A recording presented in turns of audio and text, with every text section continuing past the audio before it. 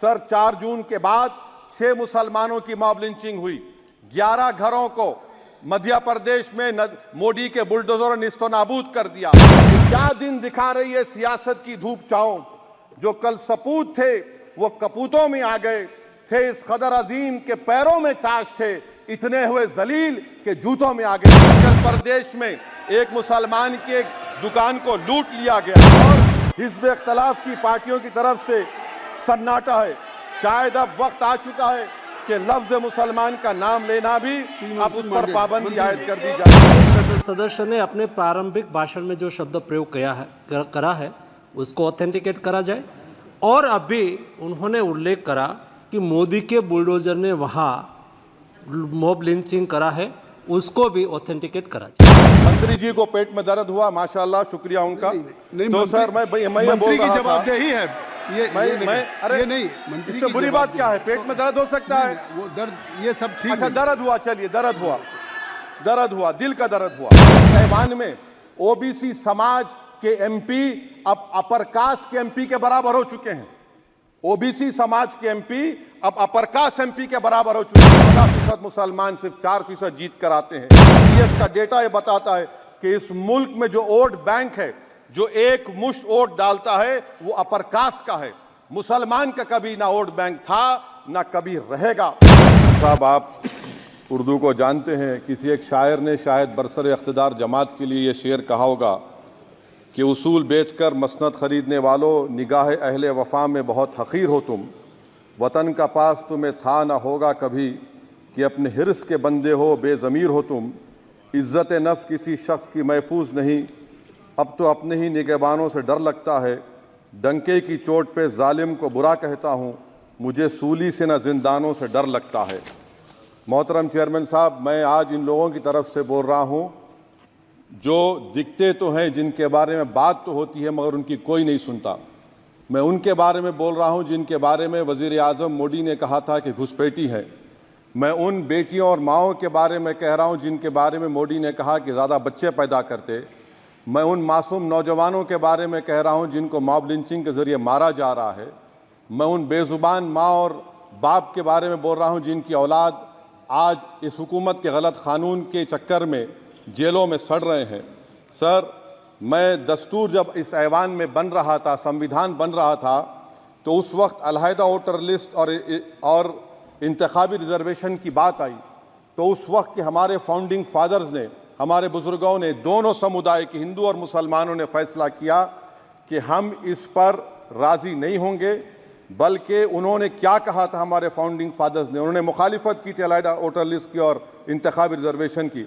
उन्होंने कहा था, I quote sir, it is the duty of majority community to ensure that minorities are elected in the representative numbers.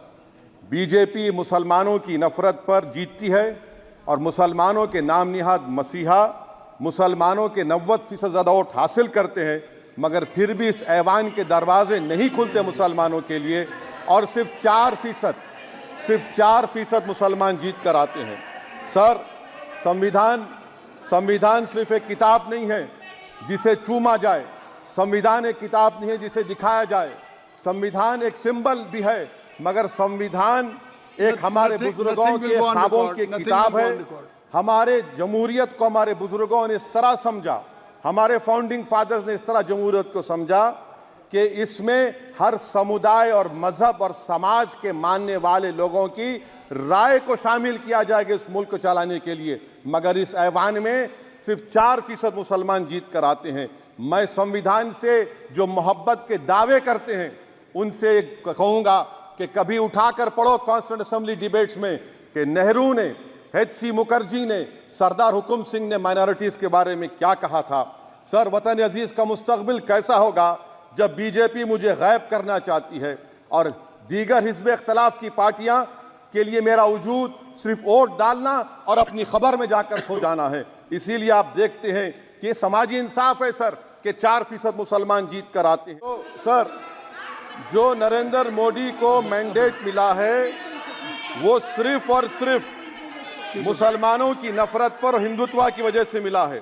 I would like to say it is not Modi's in dock, but every single person voted him despite his anti-Muslim voice. And I would like to tell the opposition parties, this is not a moral victory for you. This is a victory of majoritarianism.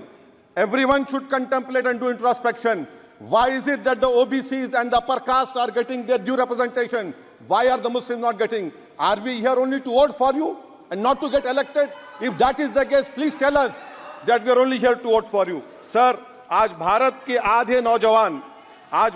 आधे नौजवान बेरोजगार हैं और रोजगार की तालाश, बेरोजगारी का आलम यह है सर कि मोदी सरकार के 5 साल में 75 लाख एस्पिरेंट्स की जिंदगी बर्बाद हो गई, 6 पेपर लीक हुआ।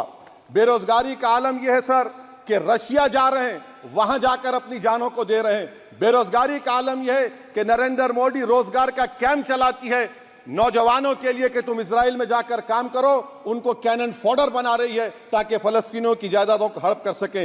ये भी कंक्लूड कर। अरे सर मेरा टाइम है, कहाँ टाइम है सर? आप ये टाइम ले लिए मेरा सर, मैं 2 मिनट दीजिए।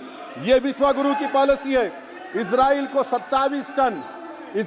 27 टन हथियार जा रहा है। 9 मिलियन भारत के लोग गल्फ में काम करते हैं, क्या असर पड़ेगा? 47,000 इजरायली फलस्तीनी मार चुके हैं।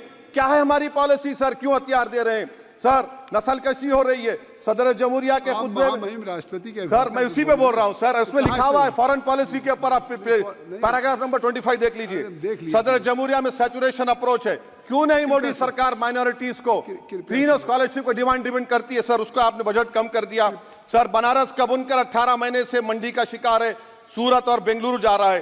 सर आखिरी बात कंक्लूड कर रहा हूं, आखिरी बात सर, पनून केस में निखिल गुप्ता, मोदी ने कहा था कि हम घर में घुसकर मारा, तो निखिल गुप्ता को किसने ऑर्डर दिया था पनून को मारने का? अगर नहीं दिया तो उसको बचाइए, और अगर दिया नहीं तो फिर उस पर पीएमएलए क्यों नहीं लगाते? और सर समाप्त करो, कमेटी बनाई आपने, उसका क्या हुआ? सर हम एससीओ को नहीं जा रहे।